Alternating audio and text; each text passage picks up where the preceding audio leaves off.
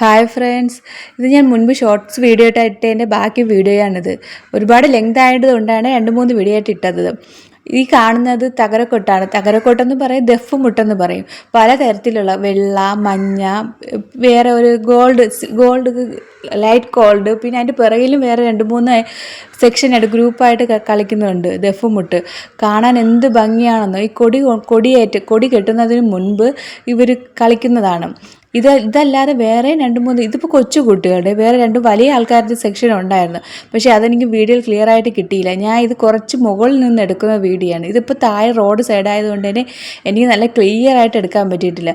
പക്ഷേ ഫോണിൽ എത്ര രീതിയിൽ ക്ലിയർ ആണെന്ന് അറിയില്ല. നേരിട്ട് കാണാൻ നല്ല സൂപ്പറായിരുന്നു. പക്ഷേ ഇത് കണ്ടിട്ടുള്ളവർക്ക് അറിയാൻ സാധിക്കും.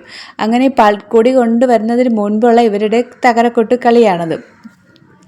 പല പല കളറിലുള്ള ഡ്രസ് കോഡിട്ട് ഗ്രൂപ്പായിട്ടാണ് ഈ കുട്ടികൾ ഇത് ഒരുപാട് ദൂരം നടന്നു പോയിട്ട് വന്നിട്ട് കളിക്കുന്നതാണ്. ഒരു 4 മണിക്ക് ശേഷം ഇവർ നടന്ന് എവിടം വരെ പോകുന്നുള്ളത് എനിക്ക് ക്ലിയറായിട്ട് അറിയില്ല. ഒരുപാട് ദൂരം നടന്ന് വന്ന് ആ കൊടി കൊണ്ട് നടക്കും തോറും ഈ കുട്ടികൾ ഈ കളിക്കുന്ന ആൾക്കാരും ഈ കുട്ടികളായിക്കോട്ടെ എല്ലാവരും ആയിക്കോട്ടെ കളിക്കുന്നവർ അതിൻ്റെ ഒപ്പം കളിച്ച് കൊടി കൊണ്ട് വരാറാകുമ്പോഴേക്കും ഇവർ കളി നിർത്തും. പിന്നെ വീണ്ടും കളിക്കും. വീണ്ടും ആ പള്ളിയിൽ മുകളിൽ കൊടി കെട്ടാൻ കയറുന്നത് വരെയും ഇവർ ആ ഒരു കളി. ഇത് കുറച്ച് വലിയ ആൾക്കാരുടെ കളിയാണ്. ഇപ്പോൾ കണ്ടില്ല, വെള്ള ഡ്രസ്സ് ഇട്ടിട്ടുള്ള അത് കുറച്ച് വലിയ ആൾക്കാരുടെ, കുറച്ചുകൂടെ വലിയ ആൾക്കാർ, ഇതിനേക്കാളും വലിയ നല്ല മുതിർന്ന ആൾക്കാരുടെ കളിയും ഉണ്ടായിരുന്നു. അത് കാണാൻ ഒരു ഭംഗി തന്നെയാണ്. കണ്ടുകൊണ്ടിരിക്കാൻ എന്താ പറയുക, അതിനെ ആസ്വദിച്ച് നിന്ന് പോകും.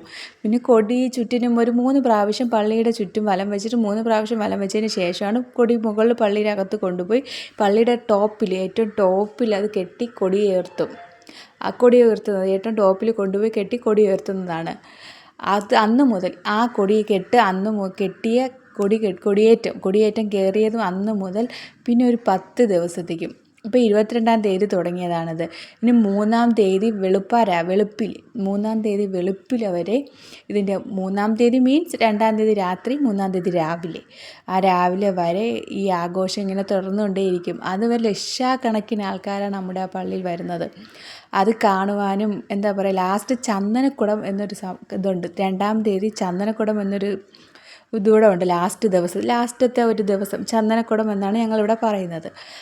അന്ന് ഞാൻ ഡീറ്റെയിൽ ആയിട്ട് വീഡിയോസ് എടുത്ത് നിങ്ങൾക്ക് കാണിക്കാവുന്നതാണ്. ഇതിൻ്റെ ചുറ്റും ഇത് മാത്രമല്ല, ഇതിപ്പോൾ കൊടി കൊണ്ട് കയറുന്നതാണ്. പള്ളിയിലോട്ട് കൊടി കെട്ടാൻ വേണ്ടി കൊണ്ട് കയറുന്നതാണ് നിങ്ങളിപ്പോൾ കാണുന്നത്.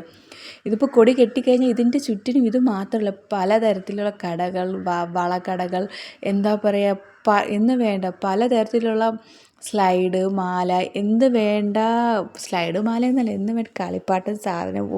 അത് ഉറപ്പായിട്ടും ഞാൻ അതെല്ലാം വീഡിയോ ആയിട്ട് എടുത്തിടുന്നതാണ്. എനിക്കിപ്പോൾ അധികം അത് വീഡിയോ ആയിട്ട് എടുക്കാൻ പറ്റിയിട്ടില്ല. ഞാൻ എടുക്കാത്തതാണ് കാരണം ഇനിയും ദിവസം ഉണ്ടല്ലോ. ഇതിപ്പോൾ കൊടി കെട്ടുന്നതാണ്. കൊടി മുകളിലോട്ട് വലിച്ച് കയറ്റി കെട്ടുന്നതാണ്. പിന്നെ അതിനുശേഷം ഞങ്ങൾ പുറത്ത് വന്നിട്ടുണ്ടായിരുന്നു. പുറത്ത് അവിടെ കുട്ടികളുടെ പാട്ടും പ്രസംഗവും എല്ലാം നടക്കുന്നത്. അവിടുത്തെ മദ്രസയിലെ കുട്ടികളുടെ പലതരത്തിൽ മാപ്പിളപ്പാട്ട്, എന്താ പറയുക, ഒരുപാട് കുട്ടികളുടെ പാട്ടുകൾ അവിടെ നടന്നുകൊണ്ട് ഒരുപാട് ആൾക്കാർ കണ്ടുകൊണ്ടിരിക്കുകയാണ്. പക്ഷെ ഞാൻ കാണാതിരുന്നിട്ടില്ല. നാളെ മക്കൾക്ക് സ്കൂളുള്ളത് കൊണ്ട് തന്നെ ഞാൻ പെട്ടെന്ന് വന്നിട്ടുണ്ടായിരുന്നു. പിന്നെ അതുപോരാ, അവിടെ കളിക്കാനുള്ള ഒരുപാട് സാധനങ്ങളുണ്ട്. ഊഞ്ഞാൽ എന്ന് പറയേണ്ട. ഞാൻ അത് ഉറപ്പായിട്ടും ചന്ദനക്കുടത്തിൻ്റെ, അതായത് 2-ാം തീയതി വീഡിയോ എടുത്ത് 3-ാം തീയതി ഞാൻ അപ്ലോഡ് ചെയ്യുന്നതാണ്. പലതരത്തിലുള്ള കളിപ്പാട്ടം മീൻസ് കൊച്ചു കുട്ടികൾക്ക് വലിയ ആൾക്കാർക്ക് എല്ലാം ഈ കാണുന്നതാണ്. അങ്ങോട്ട് ഈ കണ്ടില്ലേ, അങ്ങോട്ടൊക്കെയാണ് അതെല്ലാം ഊഞ്ഞാൽ, ബോട്ട്, വെള്ളത്തിൽ കളിക്കുന്നത് എന്ന് വേണ്ട പലതരത്തിലുള്ള എല്ലാം ഉണ്ട്. Okay friends.